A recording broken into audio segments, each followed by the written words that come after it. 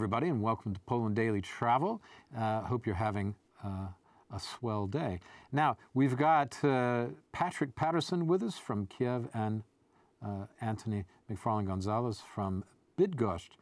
Patrick, what's your craziest travel experience in Ukraine during the wartime? I don't know if it's the craziest, but I decided that while in a Zoom at sunset, when it was kind of dark out, on this very narrow road that we had to pull over to the shoulder, that I would take my phone and hold it up in the front window as a bunch of tanks were coming down the road. And somebody in one of the tanks saw me with my phone doing this, and they stopped their tank next to the car and started yelling at me in Ukrainian. And I don't know what they're saying, but I do know what they're saying. They're saying, "Why are you filming me?" And I literally could roll down the window and stick my pinky out and touch the tank and tink, tink, tink, tink, tink.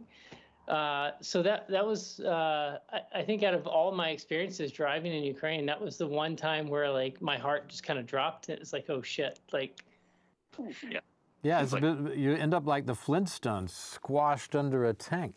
You know, when they have the big, you know, the rollers from the rock quarry there. When was this? This was a while ago. This was probably back in October.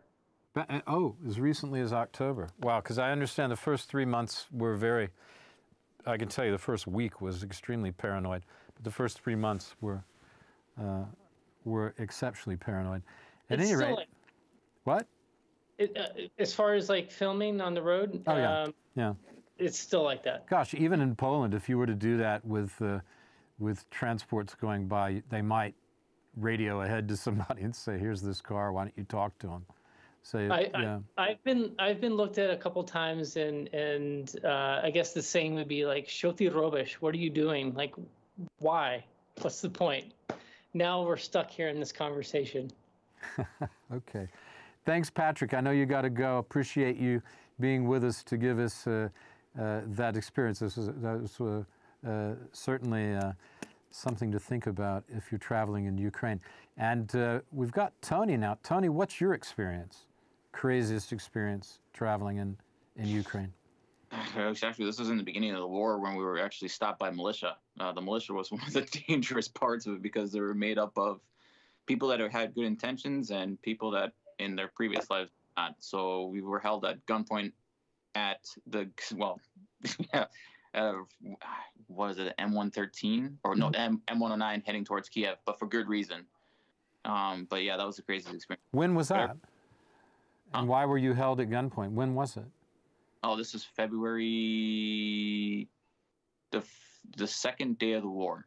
Oh, well, the second day of the war, because I went over just to Lviv the weekend after the start of the war, and with Rusty, our friend Rusty, in fact. And it was the first trip for Rusty over there.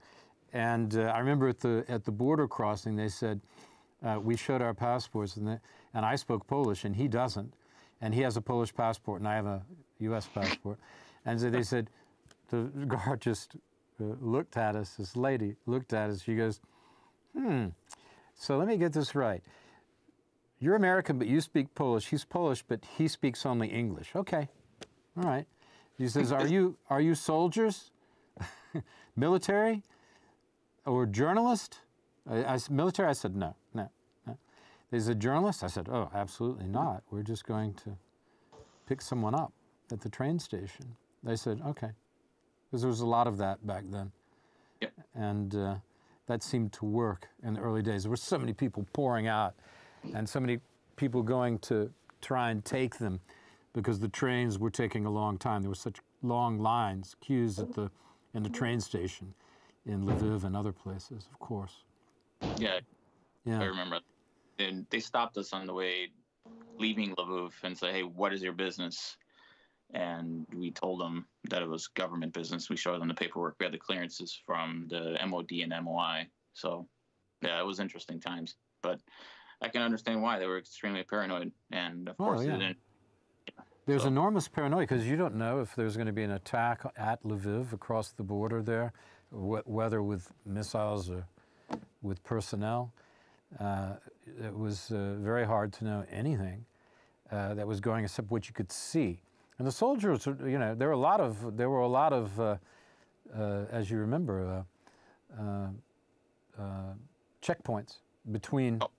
The checkpoints, and they even made us get out of the car a couple times to underneath the vehicles to see if there was any improvised explosive devices attached to the car.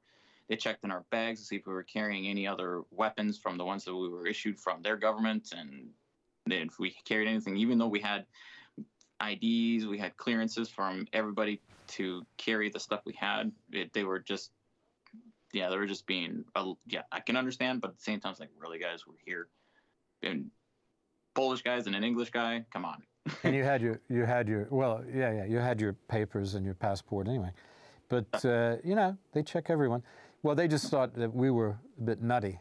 So, and they were kind of amused by us. Weren't they amused by you? Well, they were like, what are you doing here? It's like, dude, you don't fit in here. It's like, what? I'm like, Tom, really? I'm here to help. Okay. Thanks for watching, everybody. We'll see you tomorrow night. That was Anthony McFarland Gonzalez, and before Patrick Patterson talking about crazy travel experiences during the war.